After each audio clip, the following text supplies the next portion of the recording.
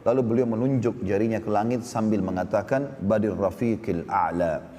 Dan aku berharap ketemu dengan Tuhanku. Ya. Maka kata Aisyah, aduh anak aku mengetahui kalau ini adalah pilihan terakhir yang diberikan kepada Nabi SAW.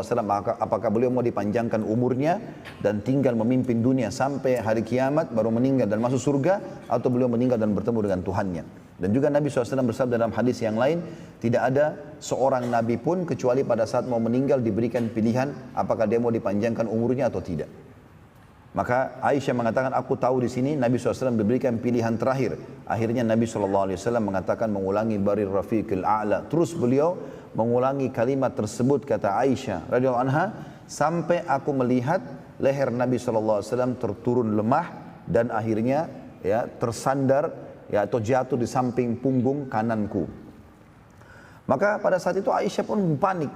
Ya, beliau pun panik. Dia katakan dalam hadis, aku pun panik, tidak tahu harus berbuat apa. Karena Nabi SAW digerakkan tidak bergerak, artinya sudah meninggal dunia alaihissalam. Maka Aisyah pun mengatakan, aku pun meletakkan kepala Nabi SAW di atas bantal dan aku tidak sadar aku berniyahah. Dan niyahah dilarang, artinya teriak, ya kan? Pada saat orang meninggal, gitu kan? Tapi di sini niyahah tidak sampai memukul badan atau menarik rambut. Tapi Aisyah bingung, lalu mengatakan Rasulullah SAW meninggal, Rasulullah SAW meninggal sambil mengangkat suara. Maka pada saat itu ada sebagian wanita-wanita yang lewat di depan rumah Aisyah, lalu masuk mendengarkan suara tersebut. Lalu mereka pun rame-rame menangisi Nabi SAW. Maka karena suara yang menangis cukup banyak, maka tersebarlah pada saat itu suara atau tersebarlah berita kalau Nabi SAW sudah meninggal. Dan dengan sangat cepat tersebar di sana sini. Maka seluruh jalan-jalan di Madinah tersebar berita tentang kematian baginda Nabi SAW. Dan waktu itu orang semua bingung karena mereka baru saja tadi mengetahui Nabi SAW mengimami sholat subuh. Ya. Kemudian mereka juga jelas-jelas melihat Nabi SAW berbicara. Ali bin Abi Thalib menyampaikan berita gembira, gitu kan?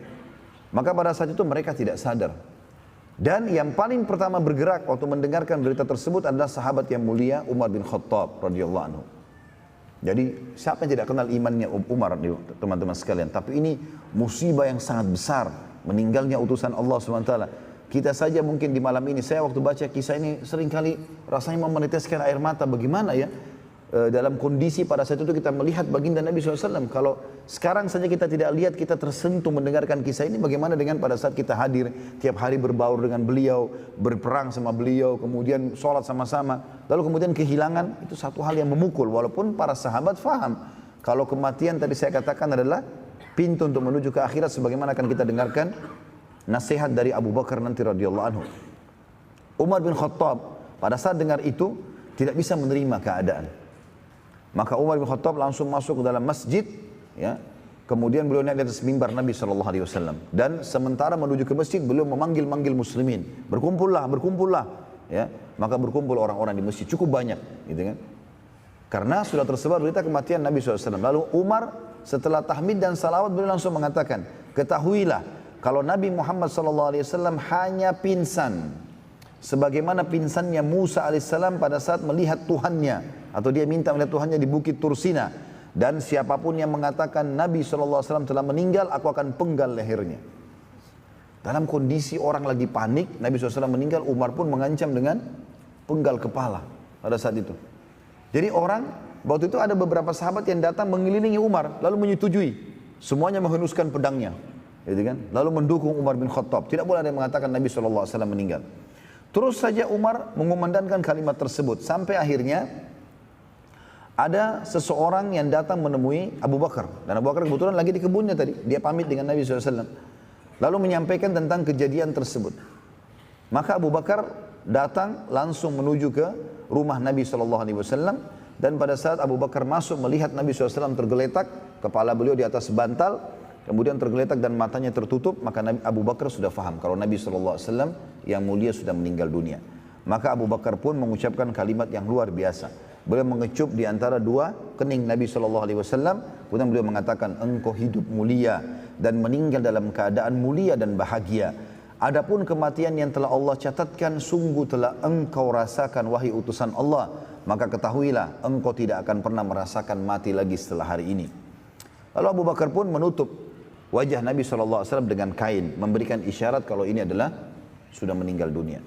Lalu Abu Bakar keluar ke masjid. Sementara di masjid orang lagi hiruk-pikuk keadaannya. Umar bin Khattab lagi dengan suara kerasnya mengancam, siapa yang berani mengatakan Nabi SAW meninggal, aku penggal lehernya. Kalimat itu terus yang diucapkan. Maka Abu Bakar pun datang lalu mengatakan, tenanglah wahai Umar, ala rizkika ya Umar. Umar enggak mau dengar. Umar tidak dengar pada saat itu. Dia sudah tahu Abu Bakar mengucapkan, tapi dia tidak pedulikan lagi. Lalu tetap Umar mengumandangkan kalimat tersebut. 2 kali Abu Bakar ucapkan, tetap saja.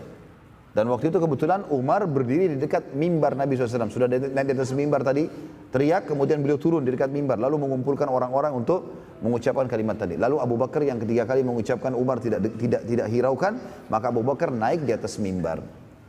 Nah, untuk naik di atas mimbar, ya, dan menuju ke mimbar, beliau menepuk pundak Umar lalu mengatakan, ala rizkika hai Umar. Hai ar-rizkika ya Umar. Tenanglah hai Umar. Maka Umar waktu itu balik ke arah Abu Bakar, tanya Abu Bakar. Dia tadi tidak ngah masalah itu karena besarnya permasalahan ini gitu. Maka Umar pun duduk untuk mendengarkan apa yang disampaikan oleh Abu Bakar radhiyallahu anhu ajma'in. Maka Abu Bakar pun naik di atas mimbar, kemudian beliau memuji Allah sebagaimana layak dipuji sebagai pencipta dan membacakan salawat kepada Nabi SAW. Lalu beliau mengucapkan kalimat yang mulia, dan ini merupakan prinsip dasar seorang muslim dalam menghadapi kematian. Kata Abu Bakar, ketahuilah, siapa yang menyembah Muhammad, sesungguhnya Muhammad telah wafat. Dan barang siapa yang menyembah Allah, maka Allah zat yang maha hidup dan tidak akan pernah mati.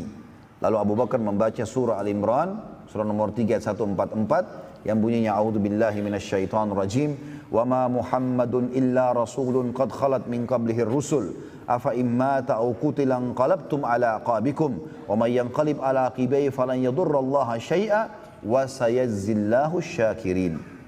Muhammad itu tidak lain hanyalah seorang rasul. Sungguh telah berlalu sebelumnya beberapa rasul. Apabila dia wafat atau dibunuh, apakah kalian akan murtad atau meninggalkan agama Allah? Barang siapa yang murtad atau kembali ke belakang meninggalkan Islam, maka ia tidak dapat mendatangkan mudarat kepada Allah sedikit pun.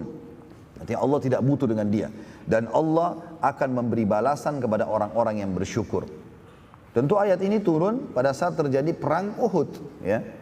Bukan baru turun pada saat itu, turunnya pada saat terjadi perang Uhud. Waktu muslimin terdesak setelah 43 orang pemanah Nabi SAW turun dari bukit pemanah, dan sisa 7 orang lalu dibunuh oleh pasukan Khalid bin Walid, ya. Kemudian mulailah pasukan muslimin kacau balau, banyak yang terbunuh, termasuk Nabi SAW sendiri waktu itu.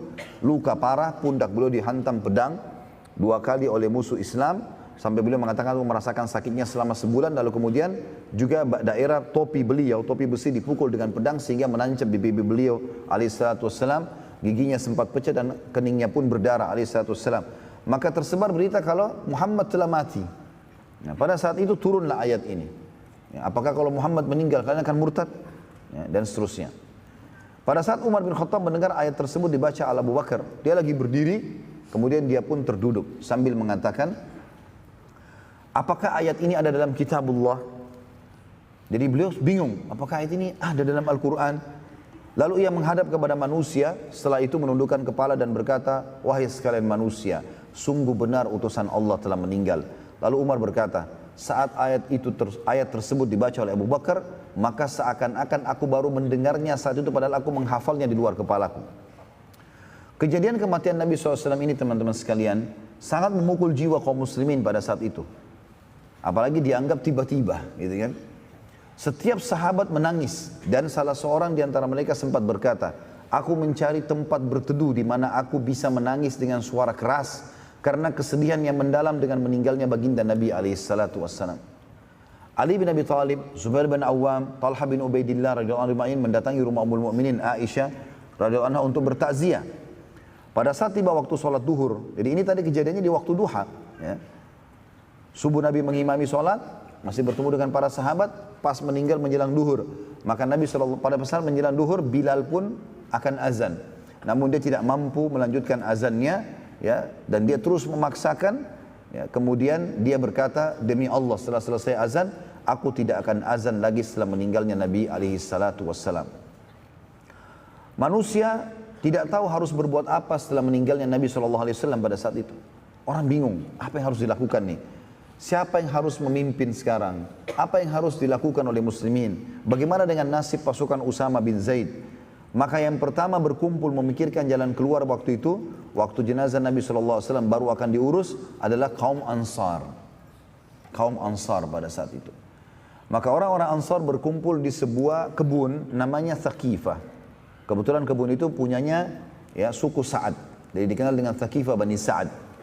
Ya tentu tempat ini kalau saya tidak salah sampai hari ini masih ada ya. Jadi ada di belakang perpustakaan Raja Abdul Aziz, itu ada sebuah kebun yang dipagari dan masih rimbun, itu yang dikenal dengan tempatnya Bani Thaqifah berkumpul atau tempatnya berkumpulnya orang-orang pada saat itu. Maka ada dua orang Ansar pada saat mengetahui seluruh orang-orang Ansar sedang berkumpul untuk memilih pemimpin setelah meninggalnya Nabi SAW, karena tidak mungkin Madinah tanpa pemimpin. Maka ada dua orang dari Ansar yang mulia, sahabat mulia bernama Uwain ibn Sa'idah dan yang kedua Ma'an ibn Adi. Ya. Uwain bin Sa'idah dan Ma'an ibn Adi ini adalah orang-orang yang punya kedudukan sangat tinggi di sisi ya muslimin. Kalau kita mau tahu kedudukan dua sahabat ini, kalau Uwain ibn Sa'idah, dia lain dipuji oleh Allah Subhanahu wa taala dalam surah At-Taubah, surah nomor 9 ayat 108 yang berbunyi, A'udzubillahi minasyaitonirrajim, la takum fihi abada la masjidun ussisa 'ala taqwa min awwal yawmin haqqu an taquma fihi rijalun yuhibbuna an yatahharu wallahu yuhibbul mutahhirin. Janganlah kamu salat hai Muhammad dalam masjid itu selama-lamanya, maksudnya Masjid Dirar yang dibangun oleh orang-orang munafik. Sesungguhnya masjid yang didirikan di atas ketakwaan, maksudnya Masjid Quba. Sejak hari pertama adalah lebih patut kamu salat di dalamnya, dan di dalamnya atau di sekitarnya terdapat orang-orang yang suka membersihkan diri, suka bersuci. Dan ini ayat ini turun kepada sahabat yang mulia ini. Ya. Dan sungguhnya Allah menyukai orang-orang yang bersih. Karena Uwain bin Sa'idah radhiyallahu anhu, beliau kalau bersuci, beliau menggabungkan antara istinja sama istijmar. Selain menggunakan air,